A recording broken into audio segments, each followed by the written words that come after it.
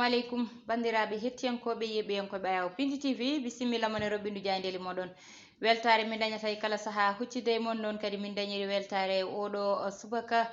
alarba hande kuyɗon tan yo Allah waɗanen jaam goto fof salminama e inde ko noon manama e jettode seren ɓe min jettaka e lawol gotol calminama juura berta juuɗe ñaga duwaw yuppa e Sénégal e aduna o foof ha oɗo mboɗo so awo holluden caggal jaam dumo e nder leydi meɗen Sénégal no subaka fo dañde weltare Baba Moussa hande noon weltare nde koko ɓeydi koko ɓuuri yajje saabu ko ñaguinoɗen hanki Allah jaɓani en bisimilla ko tigui duwaw hawre amin sikki ala ndeysan Allah ndi so ɓerde foof ndenti duwaji e dowuji ndenti ɓerde laaɓi fa tabarakallah en hasi jomiraɗo jaɓa duwaw wadde men jomiraɗo jaɓani en duwaw yaade to Qatar folde Égypte ɗo e Dakar alhamdulillah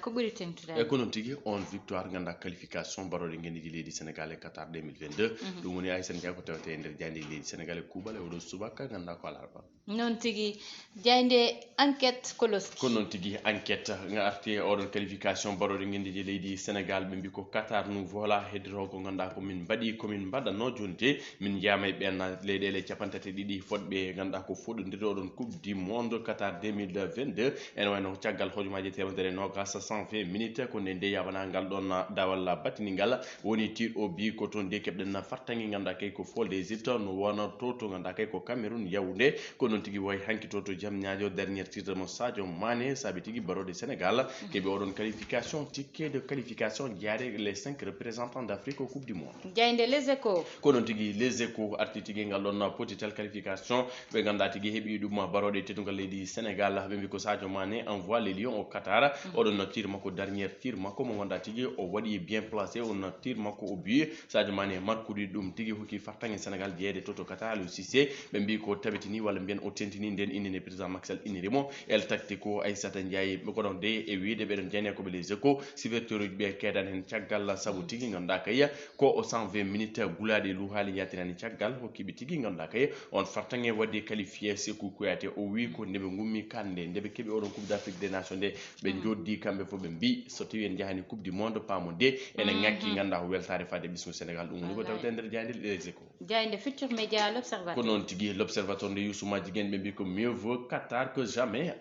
ganda kay ko ɗum woni koɓe gardini walla mbiyen koɓe ciife goɗon hello maɓe adano artude tigui ganda ɗiɗon no kongi on keblo baroji guendi leydi Sénégal hono Aliou Cissé o wi ganda kay ko baroɗe men ko baroɗe men ko jambareɓe ɓeɗon worɓe tigui kolli sagatagal mumen e nder oɗon terrain ɗum woni ko loski ɓeɗon jani koɓe fitir média Aissane Ndiaye hello maɓe jani ha hello maɓe sappo e ɗiɗo ɓe garti tigui oɗon haali kono de ɓen ɓe ganda ko meeɗi rewde oɗon équipe guendijo leydi Sénégal cuuten kongi koyno El Hadji Seyni Diouf Lamine Sanene woɗɓe foof de hollide weltare mumen e oɗon qualification deuxième fois consécutive ɗum ko caggal Russie 2018 jayde bés bi ko wi bés bi le jour ɓe mbi ko les Lions émirs au Qatar ene wayno de ganda kay ɓen les pharaons d'Égypte ganda kay lappama bongal hanki kono de kollama football joɗɗo ɗum tigui woni koɓe kolli ɗum ko tuggude nde arbitre wutti coup d'envoi ene wayno Aissata Ndiaye on arbitre algérien heeɓino oɗon tas lourde ene wayno noon ɗum ko caggal nde ganda ko baroɗe leydi men Sénégal sirguinade à la 3e minute on bi Logar taw kelloki ɗum ko Boulaye Dia on to sar 9 ene wayno noon ko ndedde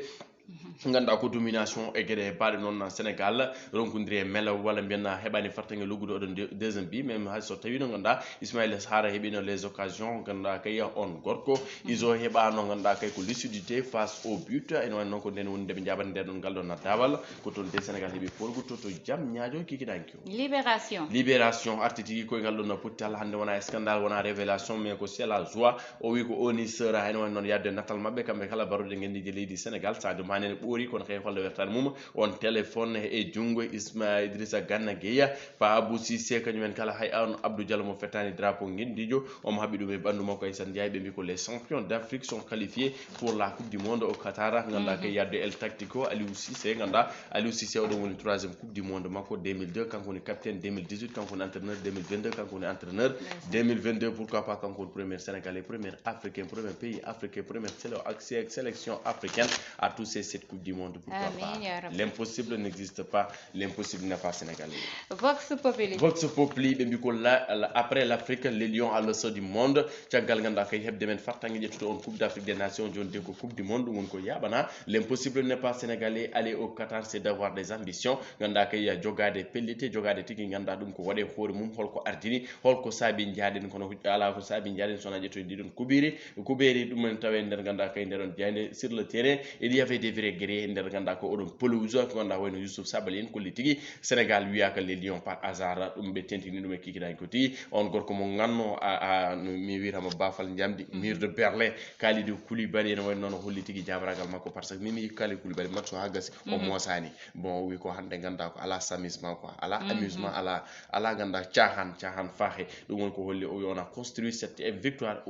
du bout au bout dum ko kongi makko kanko Kalidou Koulibaly Sadio Mané wi ko so tawi min kebi polgu non min gopara tiagal ben be ganda wiitebe les supporters wonno be didon grade jande quotidien et le quotidien de Madiambal Diagne arti odon qualification be bi ko qualification sans ticket ena wayno non ganda be garti odon qualification taw kay qualification ko labdo qualification mo gonda be jaatiranen tiagal mais c'est un football professionnel Aïssane Ndiaye football de taille de classe mondiale ena wayno non équipe mo Sénégal bo no yilade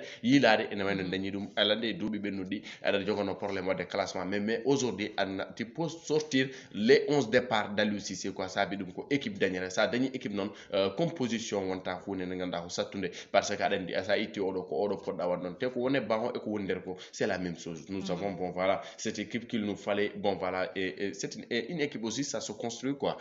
wonar ko ganda ko duubi ada janga Aliou Cissé jangi e kadi fami hen gede kewde ene wayno Carlos Queiroz entraîneur Égypte tentini o Aliou Cissé est meilleur que moi il a été meilleur sur toutes les 3 matchs ganda ko odon final on aller odon retour jande stade coftal balli ko non tigi coftal balli wi ko hande enen fof coften balli ko cofti dum sabi tigi ndedon softende balli woni tawtede gam non coftal balli e ndera jayndeji kala leydi Sénégal odo subaka be mbi ko la cerise sur le gâteau barode teddugal leydi Sénégal kebi tigi ngudon polgo kono de ganda hay Cameroun hebi ngudon polgo e mbele Aïssane Ndiaye Afrique en gaden en jawra entraîneur Rassaman jigen de ay Cameroun entraîneur Rassaman non kebi qualification Rassaman be jogi Rigobert Song ayide mi anda Cameroun wo mo Guinée wo gandumi abo jawara jayde le soleil ko non tigi le soleil national koy odon alhaali be loski be gatti tigi ganda ko ndedon weltare kono kay ya odon fierté mi ganda ko odon joie mo ganda hubte dini besgu leydi Sénégal kala Aïssane Ndiaye be mbi ko les lions décoiffent les pharaons Aïssane Ndiaye ko dum tigon ko kadi kono lamtoro burgede makki kumbu cimmo alan kanko yani stade o yadi mo yaade stade ko wonno stressé ko kuli dum sabi o yebi dum ganda ko manda Mermoz manda Palais bon voilà o yebi dum dal o yebi tan dal pour tel ngal yebi o so fi o match dom ko jaggundiral worbe tigi wonno ko teskete hanki ganda tigi tonto jam nyaajo en won non kanko o arti weltar mako weltana de don barode leydi Sénégal weltana de Aliou Cissé mo iniri el tactico Carlos Queiroz ko mum tawi nder den jayne be mbi ko 12e gaynde kanyum non ko wari hen 120 minutes Aïssane Ndiaye ko buubaji de konge ganda ko PC tous frapper le bal à fond ganda ko jatiranen tiagal en won non c'était quelque chose ko gonda ko de remarquable en won non quand même bari pousser la zaraji kadi bon voilà ngakani franchement ça a joué aussi quoi dum so jere ko be badano kadi aussi ça a contribué franchement bon alandi nder stade ma ça tawama nder stade ma holli nder stade ma tawela et aussi pour ça aussi je voulais souligner quelque chose à cette guy pour que ndino wadi souligner won holum en tawi Égypte et stade patam la mo stade mo 90 000 places ou bien plus stade mo gonda ko norme FIFA nde ganda ko mbaden recevoir ko stade mo la jor hay dum ganda ko plus mo mojjana ma wala réfectionner gede bar non ganda ko hay tribunaji kum bon moy lolo wona norme FIFA gede bar non quoi mais hanki tum bismiden Égypte do hawre en gudiri stade men hawre en dañi stade badni 50 000 places stade mo gonda ko norme FIFA stade mo gonda ko ala ko gittray mun ella ça fait partie des meilleurs stades de l'Afrique Macky Sall yawa heben so wonni barode ko wayni be mbawat addude ko wayni parce que affaire ko continuité Aïssane Ndiaye jagganan kam mi jaggana Aïssane Ndiaye mi jaggana chat jaggana Ibrahima Thiombane c'est ça qui fait avancer les choses kadi wona secteur goto wasa waɗa négligé hande sport secteur sportif o waɗa ha négligé ɗum tagui nous avons des résultats noon tigui résultat ji kollitama Moussa Niang kono hoto ɓe jeedit stade Léopold Sédar Senghor yo fewndite Moussa Niang saabu Sénégal hande waɗi dépassé to dañata tan stade goto kono kadi hoto ɓe jeeji toppitade kadi stade mo Thiès o saabu hande ko kañum yaltintuno hen Sénégal nde ganduɗa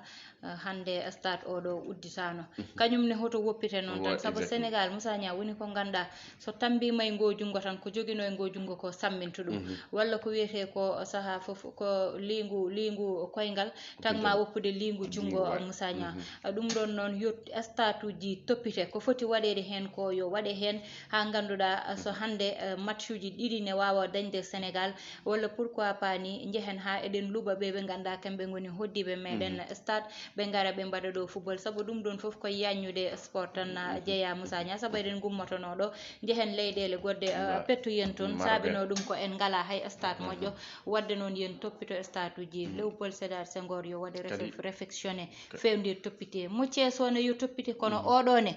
yo nangue juuɗe sax kadi aussi Aïssata eɗen cohli mbaɗu ni eɗen cohli mbaɗu ni quoi yo ɓeydan en mbaɗu ni taw ko pattam law taw aussi on ko décentralisé watte waɗe décentralisé e nder ganda ko Sénégal et nder région ngaji stade banni taw ko norme FIFA aussi ganda ko bon voilà en ce moment tan stade uji madame réflexionné mais pourquoi pas le Sénégal voilà accueillir bon voilà ce rendez-vous continental Coupe d'Afrique des Nations pourquoi pas c'est depuis 92 jusqu'à présent ken mbaɗani ganda ko organisé Coupe d'Afrique des Nations non tigi ɓooyi recevoir ɓooyi yo Sénégal waɗen ko wawi beele ma waw wadde kadi recevoir Coupe d'Afrique ɗo e nder leydi meɗen Sénégal et pourquoi pas Coupe du monde garen ha joni tan koye sport oɗon keddotoɗen saabu hanki yiyama weltare dañama kadi alhamdulillah Sénégal heeɓi ko ganduɗa kañum woni fartangue yaade to Qatar gam tan walla mbiyen tan coftirɗe ɗe heeɓi ɗum hanki Moussa Niang hakkude muɗum e Égypte wulino noon musino hunde fo yiyama hen hande ma won jooɗi ɓe mbiya ala Sénégal ko tagui ƴetti laser uji walla Sénégal ko tagui ena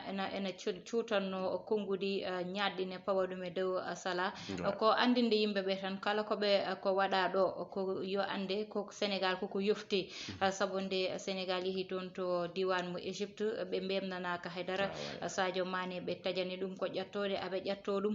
ɗum ko ganduɗa woni nder stade o ɓe kubbi ko laser uji aɓe pawa e dow joueur eɓe meɗen kono alhamdulillah ha ɓe ƴetti ko but gotte but on ni ko but erreur no mbirtumi ni erreur fotino nadde naati kamɓe nde ɓe gari ɗo en nanni but kono kadi min joftima minenne kala komin ponno wadde minenne to banggal yoftade Moussa Niang Sénégal yoftima ɗum saabu laser uji mankaɗo e stade o tawde jiyata ko ɓe pawe ha neɗɗo cikka ko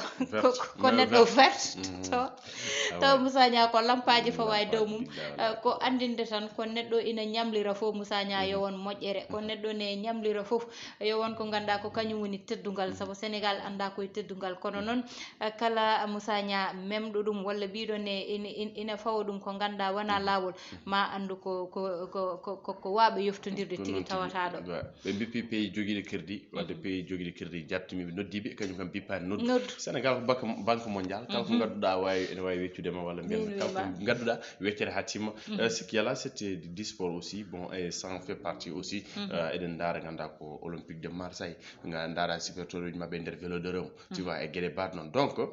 à la violence peut-être bon voilà toutes les moyens sont bons pour gagner quoi comme que si c'était interdit min mi sikku la majeure partie des Sénégalais gandano laser aji laser mbayrumi yiide ɗum laser dans un match de football ça fait des années bon voilà égyptien ji mbaɗi ɗum ganda koɓe peut-être kamɓe ko vengeance ɓe jeyatuno hen avec la défaite ou bien ganda ko la perte défaite mabɓe koye final Coupe d'Afrique des Nations ɗum min jinno yoftade ɓe gaddi laser aji aussi bon voilà peut-être il y avait des stocks de laser yimɓe ɓe ganduɗa mbiyanno ɗum ɗo kam holno min jeyirta ɗum bon voilà waɗi épuisé donc nak bon voilà c'était du sport et aussi bon eɗen mbiyaɓe aussi tous nos encouragements e ganduɗa kadi c'est le sport aussi peut-être c'est la règne du Sénégal hoodere men hande jalbi aussi on doit prouver on doit bon voilà voilà avoir beaucoup de choses parce que nangi men wuli Aïssata Ndiaye so Allah fubbanima ina hani lewoda bon voilà c'est notre temps parce que en boy munji en boy woyde en boy ganda ko déception et ganda ko des frustrations mais alhamdulillah rabbil alamin aujourd'hui eden kuddo yidi ganda ko une grande évolution et c'est kadi yobe muñ parce que nder Afrique fo ko kambe buri hewde don koode buri hewde don Coupe d'Afrique des Nations et siftine ganda ko Aïssata Ndiaye information be mbadi limosé on bité de Carlos Queiroz ganda ko entraîneur mabbe kanyum ne ganda ko Rio ama itama don tigi ena wayno ganda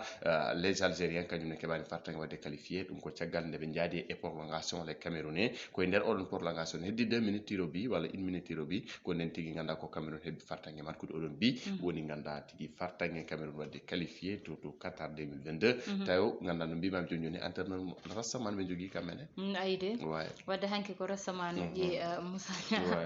hanki rassaji dañi ko jinno ko non tan jukkirten ha joni Moussa Niang adande hanki koko ganda équipe mo Sénégal o so gagnanoki tan wonata ko gacce e kambe joueur be sabo hande won darenobe hewbe wiide Sénégal gagnimo coupe kono wonani meilleur équipe wonbe ganda hande matawbe jiyano do Sénégal ummi do ha do yettino do sabo Sénégal e Coupe d'Afrique Moussa Niang fuddori ko tampere sabo wiede joueur be mako wadabe test positif be jehi be jahani joueur be remplaçant nangi équipe o nangi dum ha titulaire uji ngari mbawi joude Moussa Niang mbadi fere ha gaddi coupe biyon be don gona meilleur équipe Moussa Niang ƴeewa hande sinno be jahano tan Égypte yehi wiete ko ay Coupe d'Afrique o Égypte burno dum wadde mérité que Sénégal sabo Sénégal hebi dum tan koy erreur e ko way non sabo halluji dum do kono alhamdulillah ha dum don fo Allah fawtani en de don gacce fo Moussa Niang totti en ko ganda ko kanyum woni folde wawde yaade to Qatar tout à fait exactement Aïssata Ndiaye alandi min no mbimam ni rien à prouver aussi ganda ko so haadi no Coupe d'Afrique des Nations dum inani mbawko mabbe dal en fait c'est yobi gitte koy mabbe gel gorel une équipe qui gagne équipe pio on équipe fière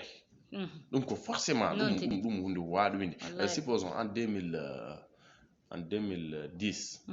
nde Espagne nawara Coupe du Monde premier match mabbe be pied c'est une défaite te kamene Coupe du Monde donc nak nde fuddi nde avec les heures Sadio Mané peut-être que Liverpool avec des tensions très apaisées peut-être que bougol mbawi en peut-être 13 heures nangi wulgi jaw nangi yawunde donc nak ça a affecté l'heure et aussi bon voilà les tests de Covid et gora nan ko kafino wadde mais en jaltine de don peji maintenant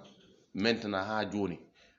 stratégie au sens Aïssata Ndiaye jaggundiren dungue fandu ngadden mondial c'est possible non tigi koydi kongudi guddeten robindu jayndeli meden tottude wonadi jango sallahu lamdo jabi bani monde Aïssata Ndiaye bamu Moussa Niang heɗeno ene bangal caméra ko Ibrahima Thiombane Mansour Sow alias Thiat